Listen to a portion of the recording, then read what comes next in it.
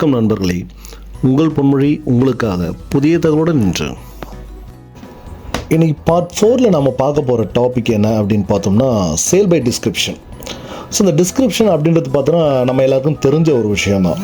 என்ன அப்படின்னு பார்த்தோம்னா, ஒரு பொருள் நம்ம வாங்குகிறோம் அப்படின்னு சொன்னோம்னா அந்த பொருளை நம்ம திறந்து பார்க்காம இல்லை அதை பயன்படுத்துறதுக்கு முன்னாடி அதுக்குள்ளே என்ன இருக்குது, அதோட பயன்பாடு என்ன, அதில் என்னென்ன விஷயங்கள் இருக்குது அப்படின்ற எல்லா விவரங்களும் கொடுக்குறது அந்த டிஸ்கிரிப்ஷனில் உள்ளபடி அந்த பொருள் இருக்கா, அந்த டிஸ்கிரிப்ஷனில் உள்ளதுபடி அதில் உள்ள உண்மையை நம்பி தான் அந்த பொருளை வாங்குகிறாங்க. இப்போ உதாரணத்துக்கு பார்த்தோம்னா, நம்ம ஒரு மொபைல் வாங்குகிறோம். ஸோ மொபைல் வாங்கும்போது அந்த பாக்ஸில் அந்த டிஸ்கிரிப்ஷன் இருக்கும். ஸோ அந்த ஆஸ் பர் டிஸ்கிரிப்ஷன் அதில் 256 மெமரி இருக்குது, 8 GB ரேம் இருக்குது அப்படின்லாம் சொல்லியிருக்காங்க. ஆனால் அது நீங்கள் வாங்கி அதை பயன்படுத்தும் போது தான் தெரியுது அதில் 8 GB ரேமும் இல்லை, 256 மெமரியும் இல்லை. அப்படின்னும்போது ஆஸ் பர் டிஸ்கிரிப்ஷன் அந்த மொபைல் இல்லை. சொன்ன மாதிரி பார்த்தோன்னா 64 மெகா பிக்சல் ஃப்ரண்ட் கேமரான்னு சொல்கிறாங்க. பட் 64 மெகா பிக்சல் அந்த ஃப்ரண்ட் கேமரா இல்லை. ஆஸ் பர் டிஸ்கிரிப்ஷன் அந்த பொருள் இல்லை அப்படின்னு சொல்லும்போது அந்த பொருளை தாராளமாக நம்ம திருப்பி கொடுத்துடலாம். அதுக்கான ரைட் பையருக்கு இருக்குது. ஸோ இதுதான் இந்த ஆக்டில் சொல்லப்பட்டிருக்கு. இதுக்கு ஒரு கேஸ்லாம் இருக்குது, வேல்யூ வெர்சஸ் வைப். இந்த கேஸில் பார்த்தோன்னா பையர் ஒரு அறுவடை இயந்திரத்தை வாங்குறாரு. ஸோ அந்த அறுவடை இயந்திரத்தை வாங்கும்போது செல்லர் என்ன சொல்கிறார் அப்படின்னு பார்த்தோம்னா, இந்த மிஷின் இப்போ ரீசெண்டாக 1 year தான் ஆச்சு இதை வாங்கி. இது வரைக்கும் பார்த்தோன்னா மொத்தமாகவே ஒரு 50-60 ஏக்கர் மட்டும்தான் இது கட் பண்ணியிருக்கு. டெலிவரி டயத்தில் அது அந்த மாதிரி சொல்கிறாரு. ஸோ இங்கே டிஸ்கிரிப்ஷன் என்ன அப்படின்னு பார்த்தோம்னா, அந்த மிஷின் வாங்கியே 1 year தான் ஆகுது, 50-60 ஏக்கருக்கு மேலே அது கட் பண்ணவே இல்லைன்றது தான் அந்த டிஸ்கிரிப்ஷன். ஆனால் வாங்கிட்டு அந்த பையர் வாங்கிட்டு அதை பயன்படுத்துகிறாரு. பயன்படுத்தும் போது தான் அவருக்கு தெரிய வருது, இது ரொம்ப பழைய மிஷின், பல நூற்றுக்கணக்கான ஏக்கர்ஸ் இது அறுவடை பண்ணியிருக்கு.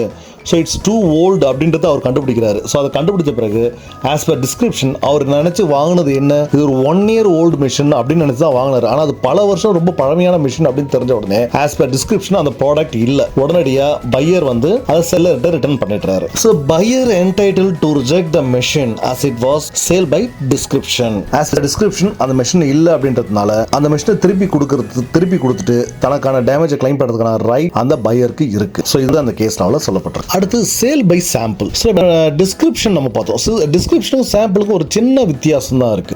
டிஸ்கிரிப்ஷன் அப்படின்றது பார்த்தீங்கன்னா ஒரு ப்ராடக்ட்னா அந்த ப்ராடக்ட்ல என்னெல்லாம் இருக்கு, அதில் உள்ள ஃபீச்சர்ஸ் என்ன, ஸோ அதை பற்றிலாம் சொல்ல வர்றது பார்த்தீங்கன்னா description. But sale by sample அப்படின்னு பார்த்தோம்னா நம்ம ஒரு பல்க் ஆர்டர் எடுப்போம். ஸோ அந்த பல்க் ஆர்டர் என்ன அப்படின்னு பார்த்தோம்னா, இப்போ உதாரணத்துக்கு ஒரு 100 பேக் ரைஸ், 100 பேக் வீட், அந்த மாதிரி ஒரு பல்காக நம்ம ஒரு பொருள் எடுக்கிறோம். இல்லாட்டி ஒரு 100 கோட்ஸ், இந்த அனிமல்ஸ்லாம் இருக்கு இல்லையா, ஸோ அது மாதிரி பெட் அனிமல்ஸோ சம்திங், ஒரு 100 ஆடுகள் வாங்குறோம், ஒரு 200 ஆடுகள் வாங்குறோம். அந்த மாதிரி பார்க்கும்போது பார்த்தோம்னா ஒவ்வொரு ஆடையும் போய் நம்ம எக்ஸாமின் பண்ண முடியாது. அதே மாதிரி பார்த்தோம்னா ஒரு 100 பேக்ஸ் நம்ம ரைஸ் வாங்குறோம்னு சொன்னால் ஒவ்வொரு பேக்கையும் போய் நம்ம செக் பண்ண மாட்டோம்.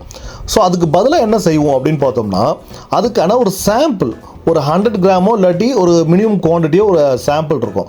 நம்ம அந்த சாம்பிள் பார்த்துட்டு, ஸோ இந்த சாம்பிளில் என்ன இருக்கோ அதுதான் அந்த 100 பேக்லையும் இருக்குது. ஸோ இப்போ நம்ம வெஜிடபிள்ஸ் வாங்க போகிறோம் அப்படின்னு பார்த்தோம்னா ஒரு வெண்டைக்காய் பார்க்குறோம்.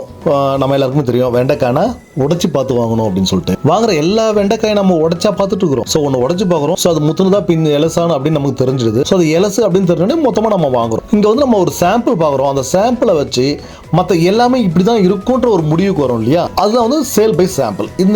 இதை பற்றி தெளிவாக சொல்கிறது என்ன அப்படின்னு பார்த்தோம்னா, section 17 clause 1 of the sale of goods act 1930 இதில் இந்த சேல் பை சாம்பிளை ரொம்ப டீட்டெயிலாக எக்ஸ்பிளைன் பண்ணியிருப்பாங்க. ஸோ இது ஒரு கேஸில் இருக்குது, நிக்கோல் வெர்சஸ் காட்ஸ். இந்த கேஸில் அவளை என்ன அப்படின்னு பார்த்தோம்னா, ஹெம்ப் ஆயில் என்ன அப்படின்னு பார்த்தோம்னா பல வகைப்பட்ட பயன்பாட்டுக்கு பயன்படுத்தப்படுற ஒரு எண்ணெய். தலைமுடி உதிராமல் கொட்டுறதுக்கும் பயன்படுத்துகிறாங்க, ஸ்கின் கேருக்காகவும் இதை பயன்படுத்துகிறாங்க, சமைக்கவும் செய்கிறாங்க.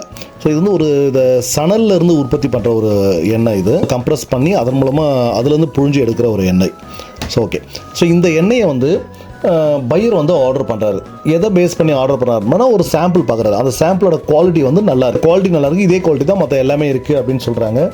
சொன்னதும் அந்த ப்ராடக்டை அவர் ஆர்டர் பண்ணுறாரு. ஆர்டர் பண்ண பிறகு என்ன நடக்குது அப்படின்னு பார்த்தோம்னா, இதில் அந்த செல்லர் அதில் சாம்பிளில் காட்டினபடி தரமான எண்ணெயை அவர் கொடுக்கல. ஸோ அந்த எண்ணெய் வாங்கின பையர் அந்த எண்ணெயில் கலப்படம் இருக்கணும், தான் பார்த்த சாம்பிள் இது இல்லை, அந்த குவாலிட்டியில் இது இல்லை அப்படின்றதையும் அவர் கண்டுபிடிச்சிட்டு இந்த ப்ராடக்ட் அவர் ரிட்டர்ன் பண்ணுறாரு. So as per sale of குட்ஸில் சேல் பை சாம்பிள், அந்த சாம்பிளை பார்த்து அவர் வாங்கினதில்ல, அந்த சாம்பிள் படி அது இல்லைன்றதுனால ஆஸ் பர் கண்டிஷன் பையர் வந்து இந்த பொருளை ரிஜெக்ட் பண்ணுறதுக்கான எல்லா உரிமையும் இருக்குது. ஸோ அதான் வந்து இந்த நிக்கல் வெர்சஸ் கோட்ஸில் தெளிவாக சொல்கிறேன். இன்று புதிய தகவலை சிந்தித்தோம் என்ற நம்பிக்கையில் விடைபெறுகின்றேன்.